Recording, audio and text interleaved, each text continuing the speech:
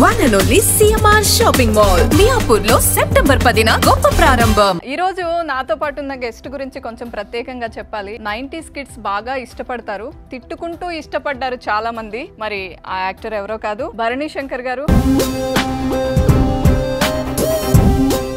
అసలు మిమ్మల్ని చూస్తుంటే ఏంటి ట్రాన్స్ఫర్మేషన్, అసలు యంగ్ యూత్ లుకింగ్ ఇదిలో కనిపిస్తున్నారు. ఏంటిది యూత్ లుక్ ని ఎంత ట్రై చేసినా సరే ఫేస్ కొంచెం తేడా కొట్టేస్తాను.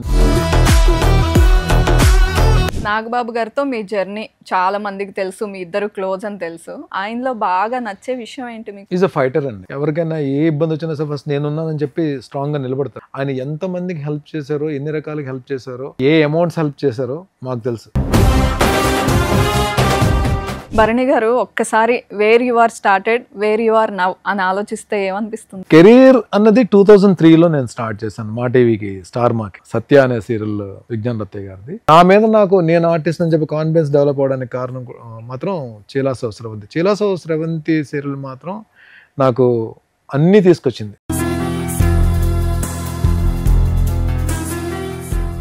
ఇక్కడ నుండి ఈ ఆడిషన్స్ కి వచ్చారు, సీరియల్ కి. ఏ ఊరు నుంచి వచ్చారు మీరు? హైదరాబాదేనా? అమృతం హర్ష. అవునవును. అప్పుడు మూవీస్ లో బాగా బిజీ ఉన్నాడు. ఆయన హీరోగా చేస్తూ ఆయనకేదో మొత్తానికి రైటింగ్ సైడ్ వెళ్దాం అనే ఆలోచనతో మరి ఏదో డేట్స్ ఇవ్వలేకపోవడం వలన ప్రొడక్షన్ రీప్లేస్ చేద్దాం అని చెప్పి అనుకున్నారు. ఆ టైంలో నా ఫొటోస్ చూసి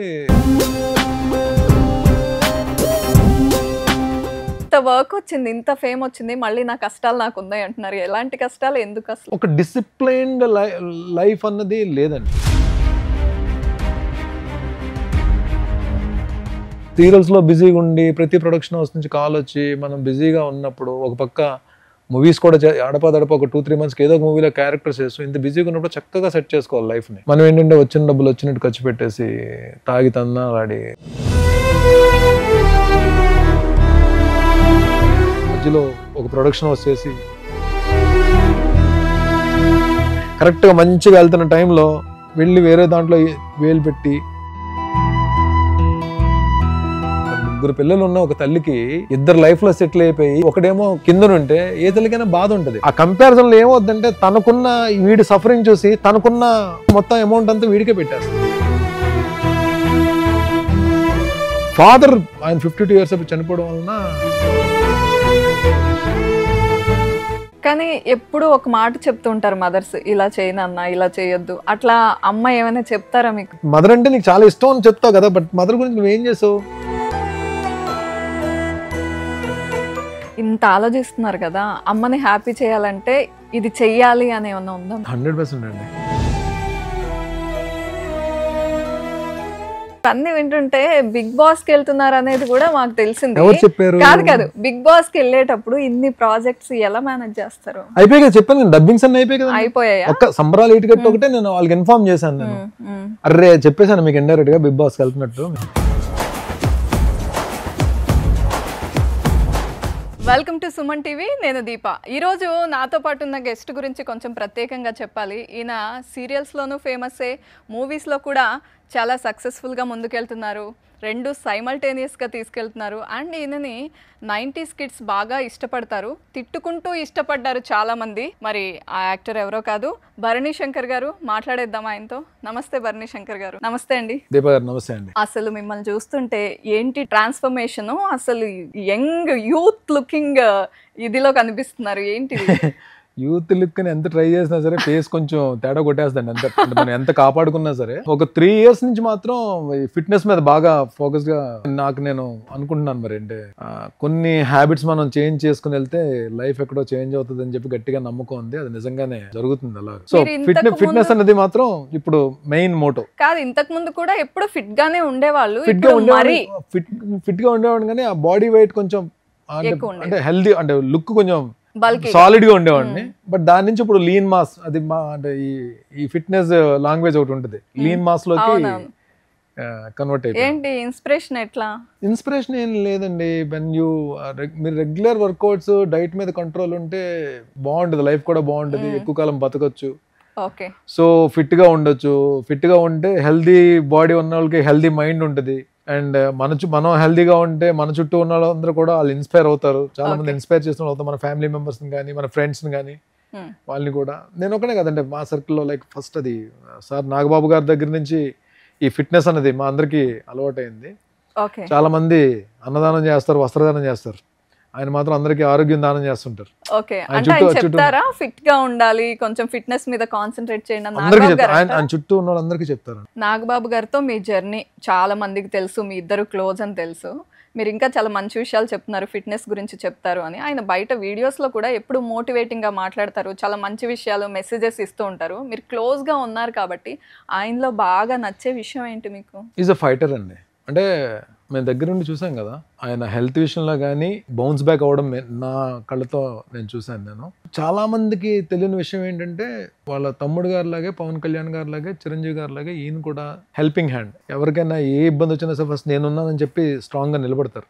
అది నాట్ ఓన్లీ ఆయన క్లోజ్ ఫ్రెండ్స్ మా గురించే కాదు, బయట ఎవరైనా వచ్చి అంటే పార్టీ పరంగా కానీ ఎవరైనా, లేదంటే ఆయన సర్కిల్లో కానీ, లేదంటే ఆయన ఫ్యాన్స్ మెగా ఫ్యాన్స్లో కానీ ఎవరికైనా ఏదైనా ఇబ్బంది వచ్చినా సరే ఫస్ట్ రియాక్ట్ అయ్యేది నేనున్నానని చెప్పి, అభయహస్తం ఇచ్చి నేను చూసుకుంటానని చెప్పి నిలబడే వ్యక్తి ఆయన. అది ఈ విషయం ఆయన ఎంతమందికి హెల్ప్ చేశారో, ఎన్ని రకాలుగా హెల్ప్ చేశారో, ఏ అమౌంట్స్ హెల్ప్ చేశారో మాకు తెలుసు.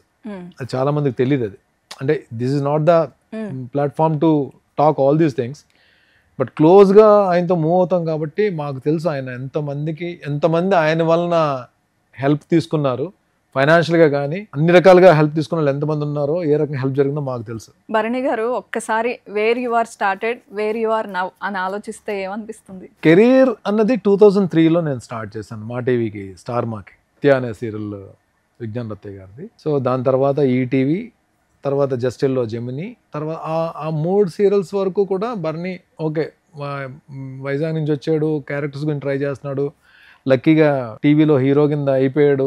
హీరో మెటీరియల్ కాదో నాకు తెలియదు అప్పటికి, బట్ హీరో అని చెప్పి ఒక పేరు పెట్టారు. ఆడియన్స్ చేస్తారు కదా నచ్చితే హీరోని. అలా అని కాదు, అంటే నేను ఎప్పుడు అద్దంలో చూసుకున్నప్పుడు నా ఫేస్ హీరో అని చెప్పి నేను ఎప్పుడు ఫీల్ అవునండి. మేబీ ఎక్కువ నెగిటివ్ క్యారెక్టర్స్ చేయడం వలన ఆ స్టాంప్ పడిపోయిందేమో నాకు తెలియదు నాకు. సో జస్టిల్లో సీరియల్, నాన్న సీరియల్ తర్వాత వచ్చిన సీరియల్ చీలాసో స్రవంతి తర్వాత మాత్రం నాకు అంటే నా మీద నేను ఆర్టిస్ట్ అని చెప్పి కాన్ఫిడెన్స్ డెవలప్ అవడానికి కారణం మాత్రం చీలాసో స్రవంతి సీరియల్ మాత్రం నాకు అన్నీ తీసుకొచ్చింది. పేరు తీసుకొచ్చింది, ఆర్టిస్ట్ నన్ను గుర్తింపు తీసుకొచ్చింది, నా మీద నాకు నమ్మకం ఆర్టిస్ట్ నమ్మకం నాకు పెరిగేటట్టు చేసింది, బోల్డ్ అవార్డ్స్ తీసుకొచ్చింది. బట్ ఆ సీరియల్ తర్వాత నా రెమ్యునరేషన్ పెంచింది అదే సీరియల్. అవును కదా, ఆ సీరియల్లో వచ్చిన ఫేమ్ వల్లనే తర్వాత నేను చేసిన సీరియల్స్ అన్ని మంచి స్టాండర్డ్స్ సెట్ చేసింది. కానీ యాక్టర్ గా వచ్చే ముందు చాలా డౌట్స్ తో వస్తారు, అసలు మనం చేయగలమా, మనకు ఆపర్చునిటీ వస్తుందా, ఇట్లా అంతా. మీకు ఎలా ఆపర్చునిటీ? డౌట్స్ లేవు, ఏం లేదు, నాకు బ్లాంక్ తో వచ్చానండి. ఓకే. ఏదో రీజన్ ఎవరో కామెంట్ చేయడం వల్ల మనకి ఎక్కడో బాధ అనిపించి ఇటు వచ్చాము. అంటే సరే మనం కూడా ఒకసారి ట్రై చేద్దాం చెప్పి వచ్చాము. వచ్చిన తర్వాత అంటే ఒక్కొక్కసారి అంటే మనకి లక్ ఎలా యాడ్ అవుతుంది అంటే, ఒక సీరియల్లో ఆర్టిస్ట్ని మారుద్దామని హీరోని మారుద్దాం అని చెప్పి ఆ హీరోని మార్చి నన్ను పెట్టారు. అలాగే ప్రియాంకలో కూడా హీరోని మార్చి నన్ను పెట్టారు. ఆ టైంలో నేను ఎంటర్ వాళ్ళకి ఏంటో అప్పటి వరకు ఉన్న ఫేసెస్ కాకుండా ఒక ఫ్రెష్ ఫేస్ అవసరమైంది. లక్కీగా ఆ టైంలో నేను రావడం నాకు హెల్ప్ అయింది. ఏది ఫస్ట్ 2 సీరియల్స్ వరకు. బట్ జస్టిల్లో కూడా ఫ్రెష్ ఫేస్ గురించి వాళ్ళు సెట్ చేశారు. బట్ ఆ సీరియల్ నాకు ఏమైందంటే చీలాసో స్రవంతిలో క్యారెక్టర్ పడడానికి ఆ సీరియల్ హెల్ప్ అయింది. బట్ చీలాసో స్రవంతి మాత్రం నాకు అంటే స్టార్టింగ్ అంటే వన్ వీక్ టెలికాస్ట్ అయిన దగ్గర నుంచే నాకు అంటే క్యారెక్టర్ ఆడియన్స్లోకి చాలా బాగా ఫాస్ట్గా వెళ్ళింది. అది చాలా రేర్ అండి. అంటే చాలా మందికి అంటే కెరీర్ స్టార్టింగ్లోనే అలాంటి క్యారెక్టర్స్ పడితే మనకి కాన్ఫిడెన్స్ వస్తుంది, అంటే లక్ కూడా. అది కెరీర్ స్టార్టింగ్లో అలాంటి క్యారెక్టర్స్ పడడం మాత్రం నిజంగానే లక్ అనుకోవాలి. సో చిలాసో ఎన్ని ఇయర్స్ జరిగిందండి షూట్ అంతా కూడా? 5 years అనుకుంటా. 5 years. సో వాళ్ళందరితో కనెక్షన్ ఇంకా ఇప్పటికీ 100%.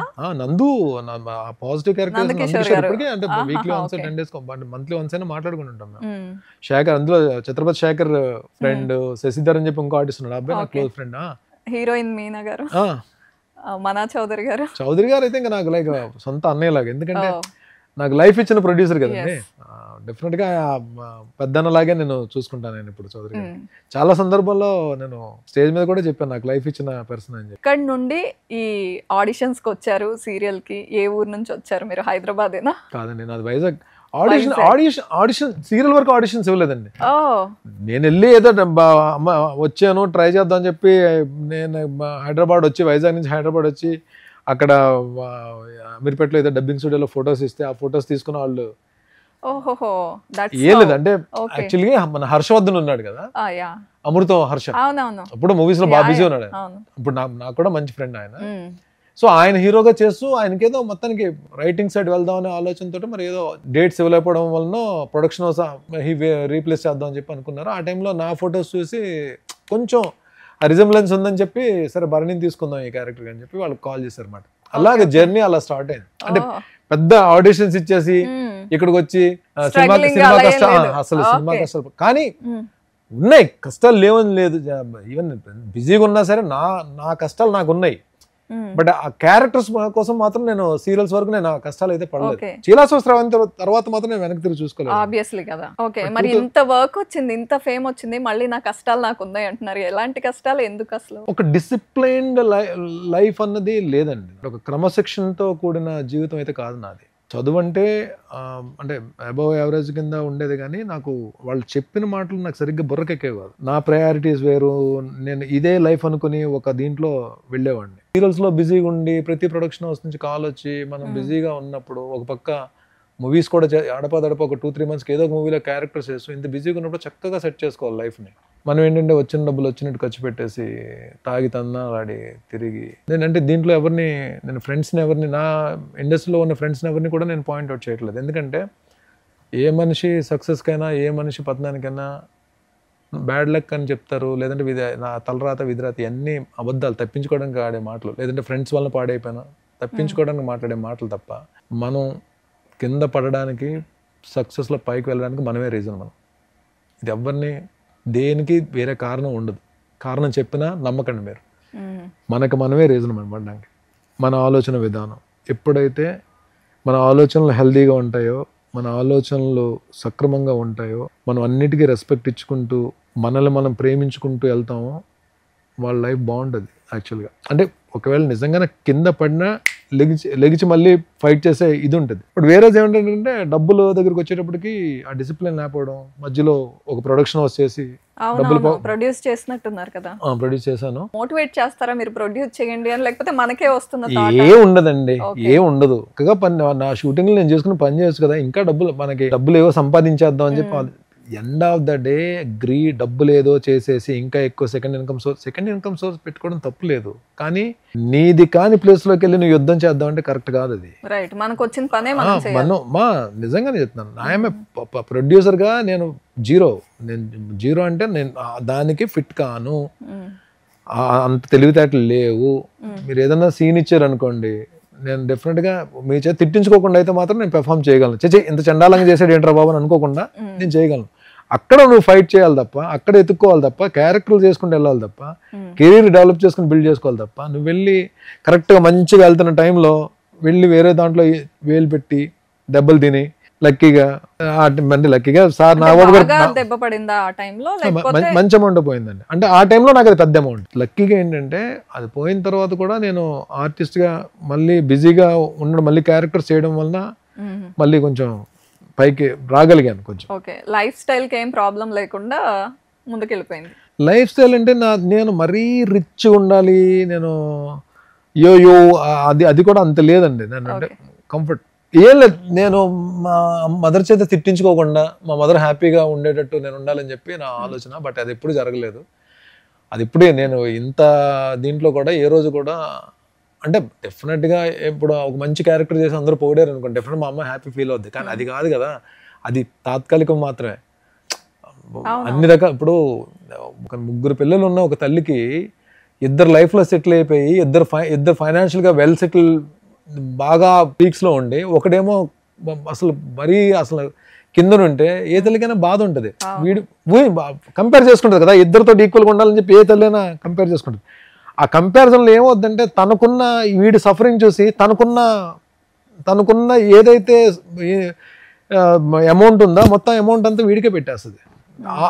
ఆ ప్రాసెస్లో నన్ను లాగుదాన్న ప్రాసెస్లో ఆవిడ అంటే ఫాదర్ తొందరగా యంగ్ ఏజ్లో ఆయన 52 years చనిపోవడం వలన అంటే అన్నయ్య జాబ్లోకి వెళ్ళి తను వెళ్ళిపోయాడు, సిస్టర్ మ్యారేజ్ అయిపోయింది, వాళ్ళు అంటే అమ్మ నా దగ్గర ఉండిపోయింది అప్పటి నుంచి. ఓకే.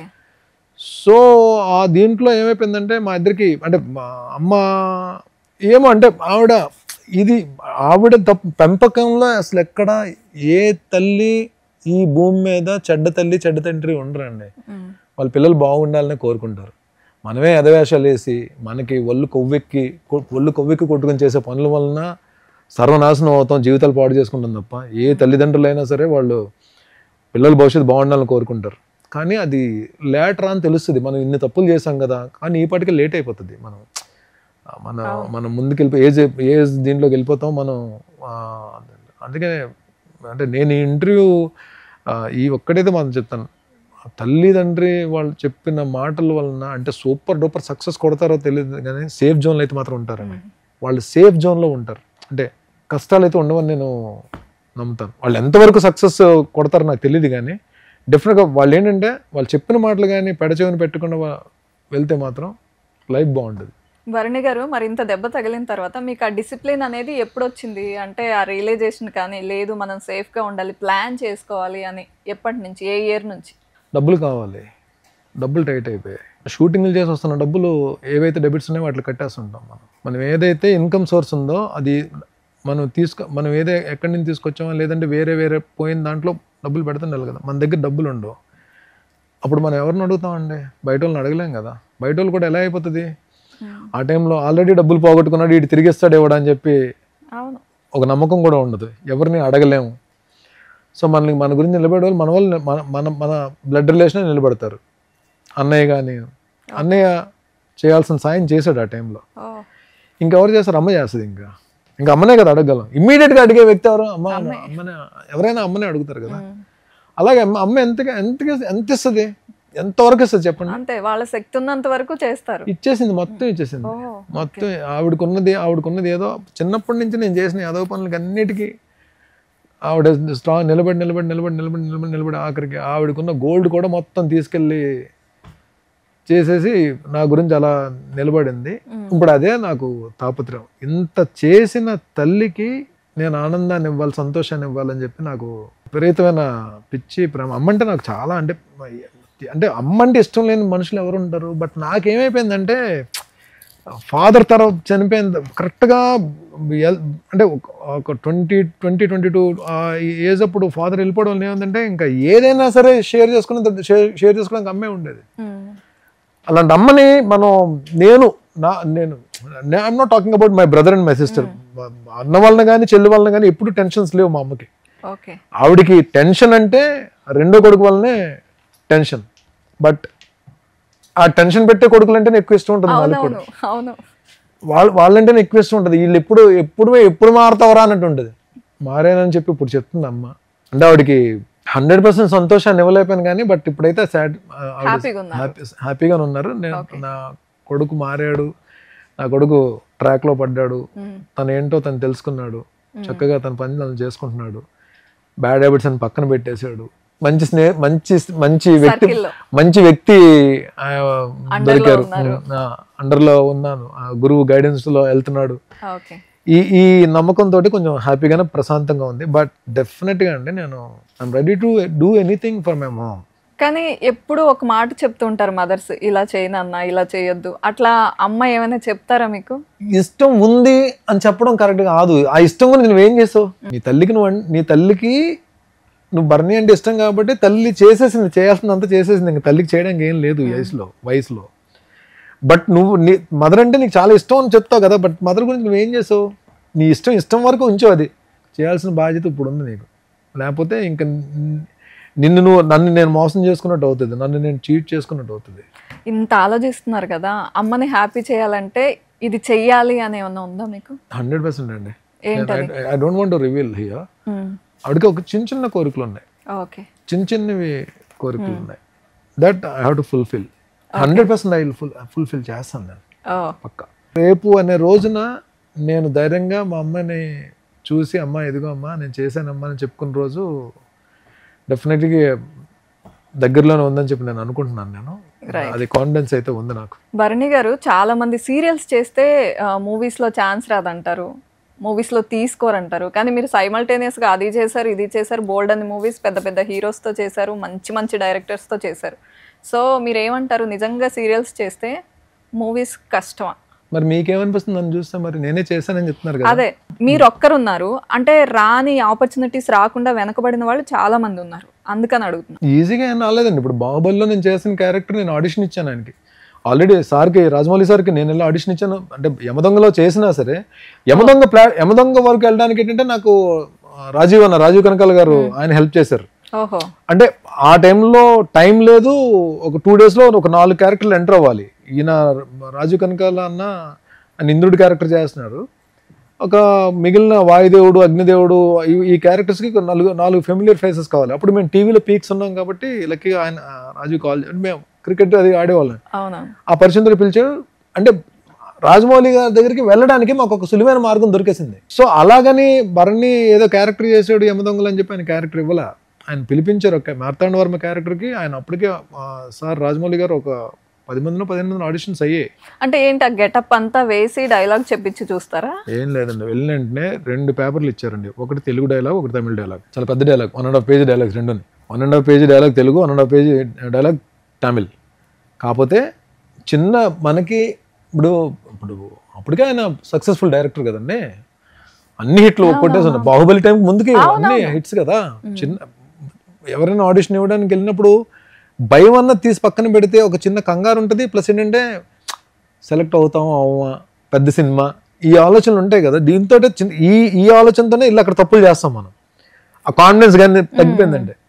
బట్ ఒకటి ఏంటంటే డైలాగ్ వరకు అయితే నాకు ఇబ్బంది లేదు. నేను తమిళ్ ఇచ్చినా తెలుగు ఇచ్చినా ముందు ఒక 5 minutes టైం ఇస్తే నేను బై హార్ట్ అండ్ నేను చెప్పేస్తాను, డైలాగ్ చెప్పేస్తాను, అది ఇబ్బంది లేదు నాకు. బట్ ఏంటంటే ఆల్రెడీ యమదొంగ చేస్తున్నాం కాబట్టి వెళ్ళండి, భరణి ఎలా ఉన్నావు, భరణి ఎలా ఉన్నావు అనగానే నేను కూల్ అయిపోయాను. భరణికి ఒక కాఫీ ఇవ్వండి, భరణి కాఫీ తాగుతూ నువ్వు 2 డైలాగ్ ప్రిపేర్ అవ్వు, నాకు ఒక 10 నిమిషాలు టైం అని చెప్పి ఆయన లోపలికి వెళ్ళారు. ఎప్పుడైతే ఆయన అలా మాట్లాడారో నేను కొంచెం అయిపోయింది. కాఫీ తాగుతూ 2 డైలాగ్ ప్రిపేర్ అయ్యాను. హోమ్ థియేటర్ ఉంటుంది, హోమ్ థియేటర్లో పిలిచారు. డోర్స్ వేసేమన్నారు ఆయన, నేనే హోమ్ థియేటర్లో. చెప్పు తమిళ్ చెప్తావా తెలుగు చెప్తావా, ఫస్ట్ ఏ డైలాగ్ చెప్తావు అంటే సార్ మీ ఇష్టం సార్ అని చెప్పాను. అబ్బా లేదన్నారు, అబ్బా అయితే తమిళ్ చెప్పన్నారు.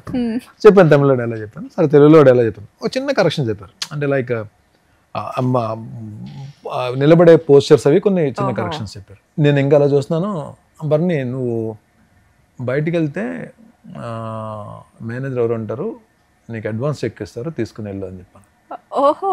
నాకు ఫస్ట్ టైం నేను ఒక మూవీ ఆడిషన్ ఇచ్చి, ఆడిషన్ అయిన వెంటనే అడ్వాన్స్ చెక్ తీసుకున్నది ఆ మూవీకి, బాహుబలి మూవీకి.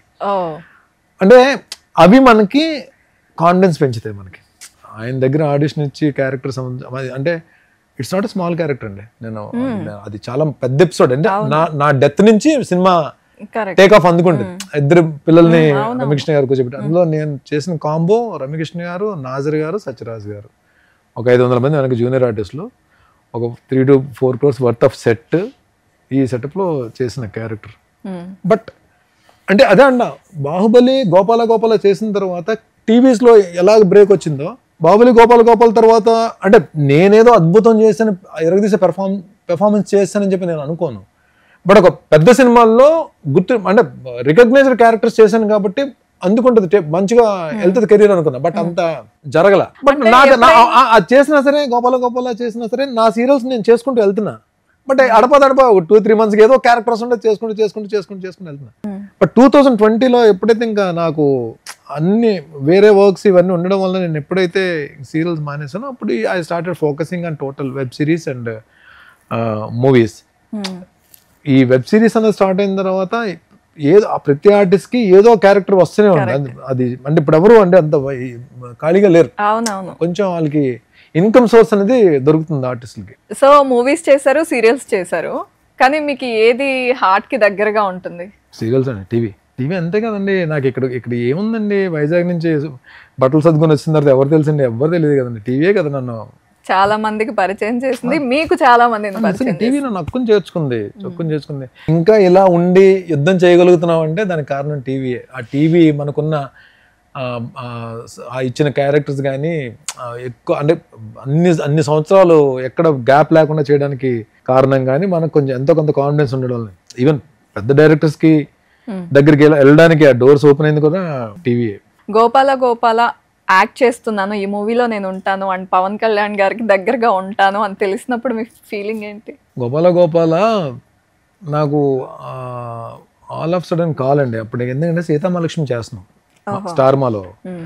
నేను సార్ని అడుగుదాం అనుకున్నాను, నాకు ఒక క్యారెక్టర్ చెప్పండి సార్ అని అడుగుదాం అనుకున్నా.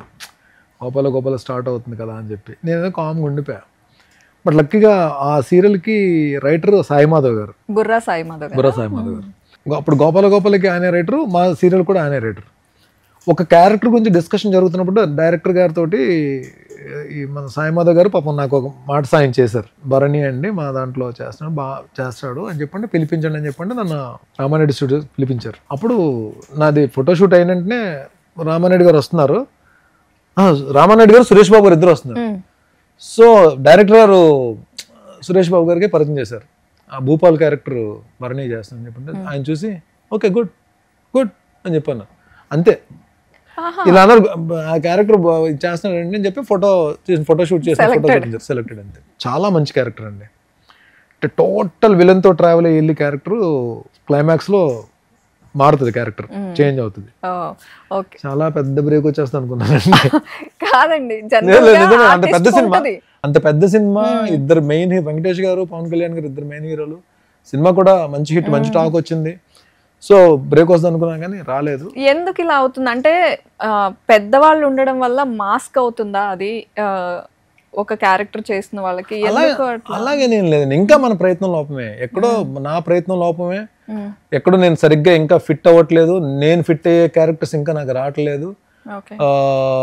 ఇంకా నేనేదో ప్రయత్నం చేయాలి, ఇంకా నేనేదో కష్టపడాలి, అదైతే పక్కా నేను చెప్తాను. ఎందుకంటే నేనైతే అదైతే నమ్మనండి. నేను మనకు రావట్లేదు అంటే 100% మన ప్రయత్నం లోపమే, ఇంకా నేను ప్రయత్నం చేయాలి, డెఫినెట్గా చేస్తాను కూడా. కానీ ఏదైతే టీవీలో నేను తెచ్చుకున్నానో పేరు, టీవీలో నాకు ఒక ఇది అంటే నేను సూపర్ డూపర్ అని నేను చెప్పను. నేను టీవీలో నాకు ఒక భరణిని పెట్టుకుందాం అన్న ఆలోచన ఎలా ఉండేది డైరెక్టర్స్కి, ప్రొడక్షన్ హౌసెస్కి, డెఫినెట్గా అలాగే మూవీస్లో కూడా భరణిని పెట్టుకుందాం అని ఆ మంచి క్యారెక్టర్స్ నేను చేసేంత వరకు కూడా ఇండస్ట్రీ వదిలి వెళ్ళే ప్రసక్తే లేదు, వదిలేదే లేదు, తగ్గేదే లేదు.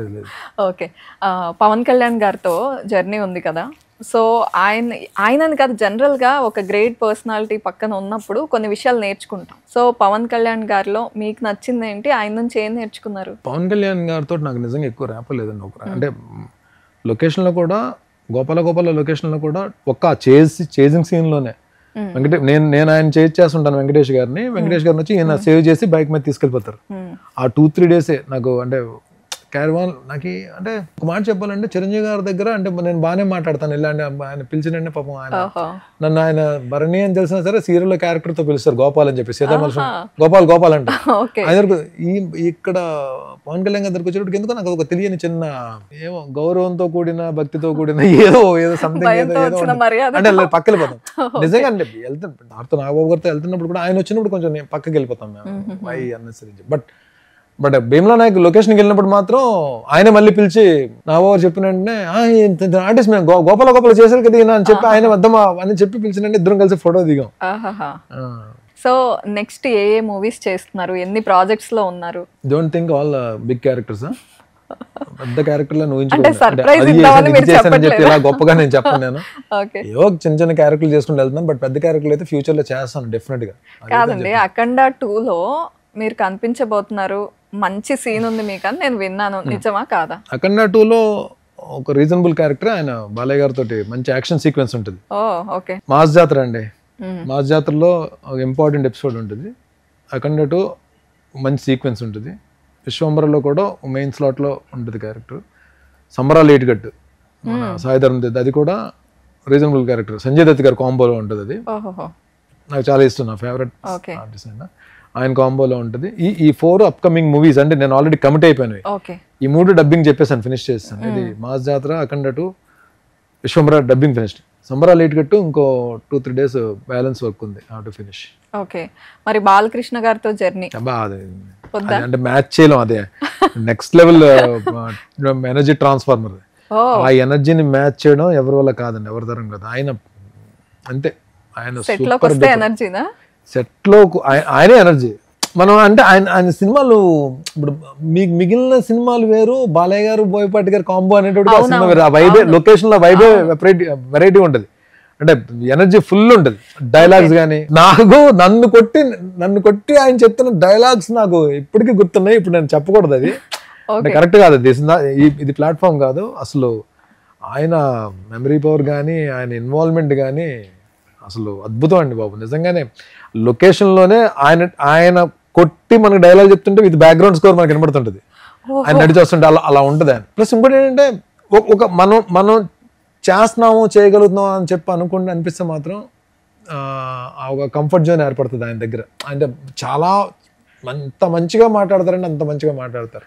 ఈవెన్ లంచ్ బ్రేక్ అయిన తర్వాత మళ్ళీ షార్ట్ లోకి వెళ్ళిన తర్వాత మన మెనూ ఏమేమి తిన్నాం అని చెప్పి అన్ని అడుగుతారు, మళ్ళీ నువ్వేమేమి తిన్నావు మొత్తం చెప్పని అడుగుతారు. It's very super.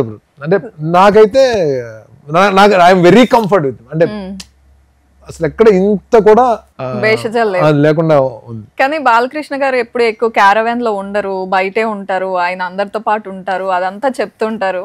100% ఆయన క్యారవాన్ లో అసలు ఉండరు. ఆయన మార్నింగ్ ఆయన వెళ్ళి ఆయన రెడీ అయిపోయానంటే ఇమ్మీడియట్ గా వచ్చేస్తారు, ఒక టేబుల్ వేస్తారు, కూర్చుంటారు, ఇంకంతే. అది డస్ట్ ఎండ సంబంధం లేదు, ఇంకా అసలు మొత్తం ప్యాకప్ అయిన తర్వాత మధ్యలో లంచ్ బ్రేక్ వెళ్తారు, మళ్ళీ వచ్చేస్తారు, మళ్ళీ ఇక్కడ కూర్చుంటారు. మళ్ళీ మధ్యలో మేము వెళ్తుంటాం, మమ్మల్ని పిలుస్తారు, భరణి రా అని పిలుస్తారు. ఇవన్నీ వింటుంటే బిగ్ బాస్ కి వెళ్తున్నారు అనేది కూడా మాకు తెలిసింది. ఎవరు చెప్పారు? కాదు, బిగ్ బాస్ కి వెళ్ళేటప్పుడు ఇన్ని ప్రాజెక్ట్స్ ఎలా మేనేజ్ చేస్తారు? అయిపోయి కదా చెప్పాను, డబ్బింగ్స్ అన్ని అయిపోయి కదా. అయిపోయాయి. ఒక్క సంబరాలు ఇటుకట్టు ఒకటే నేను వాళ్ళకి ఇన్ఫార్మ్ చేశాను. నేను అర్రే చెప్పేశాను మీకు ఇండైరెక్ట్ గా బిగ్ బాస్ కి వెళ్తున్నట్టు మీకు. సో సంబరాలు ఏటుగట్టు ఒక 2-3 days వర్క్ ఉంది, అది నేను ఆల్రెడీ మల్లి గారు ఉన్నారు కోఆర్డినేటర్ గారు, ఆయనకి ఇన్ఫార్మ్ చేశాను కాల్ చేసి, ఇలా స్వయం గోయింగ్ అండి అని చెప్పంటే షూట్ లేట్ అయ్యేటట్టు ఉందండి కొంచెం అన్నట్టుగా చెప్పారు. నేను హోప్ఫుల్లీ నేను వచ్చిన తర్వాత అది జరుగుతుంది మా షూట్. రైట్. సో అసలు బిగ్ బాస్ అనేది స్టార్ట్ అయిన దగ్గర నుండి సీజన్స్ అన్ని చూసారా మీరు? కొన్ని ఎపిసోడ్స్ చూసానంటే, నేను బిజీగా ఉండడం వలన అన్ని ఎపిసోడ్స్ ఫాలో అవ్వలేకపోయాను, బట్ కొన్ని ఎపిసోడ్స్ నేను చూసాను. నేను అంటే కొన్ని ఇప్పుడు రేవంత్ నాకు బాగా క్లోజ్, బిగ్ బాస్ రేవంత్ ఉన్న ఎపిసోడ్స్ చూసాను అప్పుడప్పుడు. మన విజయ్ సన్ని చూసాను, తను కూడా ఫ్రెండ్ ఏనా మీకు? విజయ్ సన్ని కూడా ఫ్రెండ్ నాకు. విజయ్ సన్ని రేవంత్ అందరూ నా జిమ్ మేట్స్.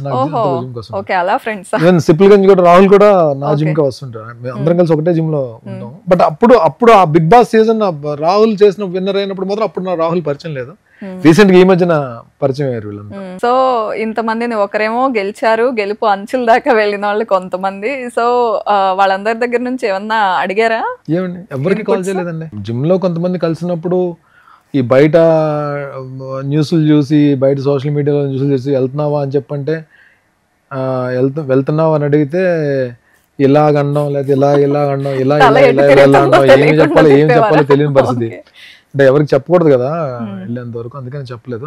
నేను ఇంకా వెళ్ళిపోతుంది, ఇప్పుడు ఇంకో గంటలో ఎంటర్ అవుతున్నాను కాబట్టి మీకు రివీల్ చేస్తున్నాను. నేను లోపలికి వెళ్తున్నాను కాబట్టి, ఇది కూడా నేను లోపలికి వెళ్ళి టెలికాస్ట్ అయిన తర్వాత ఇది మీరు చేస్తారు కాబట్టి నేను చెప్తున్నాను నేను మీకు. లేదంటే మీ ఇంటర్వ్యూలో కూడా నేను చెప్పేవాడిని కదా. అంటే ఫస్ట్ బిగ్ బాస్ కి వెళ్తున్నాను అని డిసైడ్ అయినప్పుడు మైండ్ లో వచ్చిన థాట్ ఏంటి? ఫస్ట్ ఎవరైతే నేను నా లైఫ్ లో ఇంపార్టెంట్ పర్సన్స్ అని చెప్పి నేను ఎవరైతే అనుకున్నానో వాళ్ళతో ఫుల్ ముందు షేర్ చేసుకున్నానండి. ఇలా వెళ్దాం అనుకుంటున్నానని చెప్పంటే పాజిటివ్ నోటే వచ్చింది అటు నుంచి కూడా. సో ఎప్పుడైతే అక్కడి నుంచి పాజిటివ్ నోట్ వచ్చిందో అమ్మకు కూడా ఇన్ఫార్మ్ చేశాను. అమ్మ కూడా కొద్దిగా ఎగ్జైట్ అయింది, కానీ తల్లి ప్రేమ కదా పాపం ఆవిడ. ఎప్పుడు నాన్న అంటే ఇలా 6th కానీ 7th కానీ వెళ్ళాల్సి ఉంటుందమ్మా, సెప్టెంబర్లో ఉంటుంది. మరి 9th నీ పుట్టినరోజు కదమ్మా, 9th నీ బర్త్డే కదా, నాగార్జున గారికి చెప్పి 9th తర్వాత వెళ్ళొచ్చు కదా అంటుంది పాపం ఆవిడ. ఆవిడ పాపం అలా అన్నది. సో అందరూ వెళ్ళమనే చెప్పారు. బట్ నాకు కూడా ఎక్కడో ఇది సీరియల్ షూటింగ్స్, మూవీ షూటింగ్స్ నాది దీంట్లోనే ఉన్నాను తప్ప, బిగ్ బాస్ అనేటప్పటికి అదొక డిఫరెంట్ ప్లాట్ఫామ్. అది different platform and challenging platform. చాలా ఒకసారి చెక్ చేసుకుందాం మనం అంటే ఏంటో. అంటే మనం ఏంటి, నేను ఎంతవరకు కరెక్ట్ గా ఉన్నాను, అసలు నేను కరెక్ట్ గా ఉన్నానా లేకపోతే నన్ను నేను మోసం చేసుకుని బతుకుతానా, లేకపోతే నేనేంటో ప్రపంచానికి చూపించాలనుకుంటున్నారా? నేనేంటో ప్రపంచానికి చూపించాను మనం ఎవరో అండి. ఒక అవకాశం వచ్చింది అక్కడ, అంటే నేను కంపల్సరీగా వెళ్ళాలని అంతకుముందు లేదు, బట్ కొన్ని కారణాలు మాత్రం నన్ను వెళ్ళాలి అని చెప్పి డెసిషన్ తీసుకున్నట్టు చేసేయి. ఆ డెసిషన్స్ ఏంటన్నది హౌస్ లోకి వెళ్ళాక తెలుస్తుంది. ఇప్పుడు మాత్రం చెప్పరు, చాలా విషయాలు దాచేస్తున్నారు, మీరు చెప్పట్లేదు కదండి దాచాను. చాలా మంది ఆడియన్స్ మిమ్మల్ని తిట్టుకుంటూ ఇష్టపడుతూ చూసారు, చాలా మందికి ఇష్టమైన మిమ్మల్ని విలన్ రోల్లోనే చూసారు. వాళ్ళందరికీ ఒక క్యూరియాసిటీ ఉంటుంది, భరణి నిజంగా ఎలా ఉంటారు, నిజంగానే అంత కోపం ఉంటుందా? భరణి తిట్టలేదండి వాళ్ళు, భరణి తిట్టలేదు. వాళ్ళు ఆ క్యారెక్టర్ ఉంది, మహేష్ని తిట్టారు. కానీ ఇక్కడ ఇప్పుడు వెళ్తుంది క్యారెక్టర్ కాదు కదా, ఇక్కడ వెళ్తుంది భరణి. డెఫినెట్ గా ఆ ఇంపాక్ట్ అనేది కొంత ఉంటుంది. అమ్మా ఈడు వచ్చాడు రా బాబు అని చెప్పి మొన్న ఇప్పుడు ఈ దీని గురించి రకరకాల వీళ్ళు వస్తున్నారు వాళ్ళు వస్తున్నారు అని దీనికి వచ్చినట్టు నా పేరు మొత్తం అందరూ యూట్యూబ్ లో మొత్తం రన్ అవుతుంది, భరణి వస్తున్నారని చెప్పిందని. మీమ్స్ కూడా ఎలా వచ్చాయి అని చెప్పంటే చీలాసో స్రవంతి ఫోటో పెట్టారు, 90 kids అని పెట్టారు, కింద మీమ్స్ లో అన్న మళ్ళీ వస్తున్నావు అన్నా నువ్వు టీవీకి అని పెట్టారు. నాకే నవ్వు వచ్చింది నాకు అది చూసిన తర్వాత. సో డెఫినెట్ గా ఆ క్యారెక్టర్స్ ఏవైతే నేను నెగిటివ్ క్యారెక్టర్స్ చేసినా ఆ ఇంపాక్ట్ అయితే ఉంటుంది. అలానే నెగిటివ్ క్యారెక్టర్స్ నాకు అన్ని నెగిటివ్ క్యారెక్టర్స్ చేయడానికి నాకు తెలుగు ప్రజలందరూ నాకు అంత అన్ని అవకాశాలు కల్పించి నేను చేసిన సీరియల్స్ అన్ని అంత హిట్ చేసిన తర్వాత డెఫినెట్గా అది ఒక రకంగా అభిమానమే. అది ఎవరు తెలుగు ప్రేక్షకులు నన్ను సీరియల్ ద్వారా ఎలా ఆదరించారో క్యారెక్టర్స్ పరంగా, ఇప్పుడు రియల్గా భరణి ఒకసారి ఒక ప్లాట్ఫామ్కి వెళ్ళిన తర్వాత ఆ ఆదరణ ఉంటుందని చెప్పి నాకు గట్టి నమ్మకం ఉంది. బట్ ఎంత ఆదరణ ఉన్నా ఆడియన్స్ మన మీద ఎంత నమ్మకం పెట్టుకున్నా సరే అక్కడికి వెళ్ళిన తర్వాత ఆ టైంలో మనం వాడే గేమ్ మాత్రం డెఫినెట్గా మనని ముందుకు తీసుకెళ్లాలా లేదా కూర్చోబెట్టేయాలా బయటకు పంపించాలని చెప్పి అది డిసైడ్ చేస్తుంది. చూద్దాం లోపలికి వెళ్ళిన తర్వాత భరణి అనేవాడు ఎలా ఉంటాడు. ఓకే, గేమ్ ప్లాన్ చేసుకుని వెళ్ళాలా, కాన్ఫిడెంట్గా వెళ్ళాలా, లేకపోతే మనం ఎలా ఉన్నామో అలా ఉండాలా? కాన్ఫిడెంట్ గా వెళ్ళాలి, లోపల ప్లాన్ చేసుకుని ఆడాలి, మనం ఎలా ఉన్నామో అలా ఉండాలి, అంతే కదా. నిజంగా మీరే ఆన్సర్ చెప్పేశారు. క్వశ్చన్ అడుగు నా డిఓపి గారు, అంతే కదండి, ఆయన కూడా అంతే అన్నారు. కాన్ఫిడెంట్ గా ఉండాలంట, గేమ్ ప్లాన్ ఉండాలంట, మనం ఎలాగో మనం జెన్యూన్ గా ఉండాలంట, ఆయన కూడా అదే చెప్తున్నారు. రైట్, మొత్తానికి చాలా స్మార్ట్ గా ప్లాన్ చేశారు. ఇదే స్మార్ట్నెస్ తో ఆడితే కప్పు కొట్టుకుని వచ్చేస్తారు. ఆల్ ది బెస్ట్ మీకు. వెళ్తున్నారని నేనైతే ఫిక్స్ అయిపోయాను. గానీ అదే జరిగితే డెఫినెట్ గా ఫస్ట్ ఇంటర్వ్యూ మీకే ఇస్తాను. ఓకే, చేద్దాం, మనం ఇంటర్వ్యూ చేద్దాం. అండ్ మీరు చాలా మందితో వర్క్ చేశారు కాబట్టి వాళ్ళ నేమ్స్ చెప్తాను, వాళ్ళల్లో మీకు వావ్ అనిపించే క్వాలిటీ చెప్పండి. Pawan Kalyan garu, unique, simplicity and helping hand. Nagababu garu, my guru, my mentor, my love, my friend, my brother. Nagarjuna గారిని చూస్తే ఏమనిపిస్తుంది? ఆల్మోస్ట్ అందరు హీరోస్తో వర్క్ చేశానండి. చిరంజీవి గారితో వర్క్ చేశాను, పవన్ కళ్యాణ్ గారితో, వెంకటేష్ గారితో, జూనియర్ ఎన్టీఆర్ గారితో, బాలయ్య గారితో 2 సినిమాలు చేశాను. అండ్ కళ్యాణ్ రామ్ గారితో, అందరితో, మోహన్ బాబు గారు అందరితో చేశాను నేను. నాగార్జున గారితో మాత్రం ఎందుకో ఒకే ఒకసారి ఇప్పుడు స్క్రీన్ షేర్ చేసుకోవడానికి ఒక అవకాశం దొరికింది కాబట్టి సమ్ సాటిస్ఫాక్షన్. ఓకే, నాగార్జున గారి గురించి ఏమైనా అంటే ఆయన్ని ఇంటర్వ్యూస్ లో చూసుంటారు, మూవీస్ చూసుంటారు, ఆయన మాట తీరు చూసుంటారు, సో ఆయనలో బెస్ట్ అనిపించేది ఏంటి? ఫర్ ఎవర్ యంగెస్ట్ అండి. ఓకే, మేబీ అలాంటి హీరోలు కూడా మనకి ఇన్స్పిరేషన్ ఏమో, మేము ఈ ఫిట్నెస్ దీనిలోకి వెళ్ళాం. ఓకే, అండ్ బాలకృష్ణ గారు నచ్చే క్వాలిటీ, వావ్ అనిపించేది? Energy transformer. అండ్ రాజమౌళి గారు, ఇండస్ట్రీలో వాకింగ్ ఎన్సైక్లోపీడియా ఆయన. రాజీవ్ కనకాల గారు, అన్నయ్య. క్రేజీ అంకుల్స్ చేశారు కదా మీరు, శ్రీముఖి గారి గురించి చెప్పండి. బాంబర్ అంటే ఏ విషయంలో అలా అనిపిస్తుంది? ఎనర్జీయా? బాంబర్ అంటే మళ్ళీ మీరు నెగిటివ్ గా తీసుకెళ్ళారు? అయ్యో లేదు, Sreemukhi she's like what I feel చలాకితనం అండి. అంటే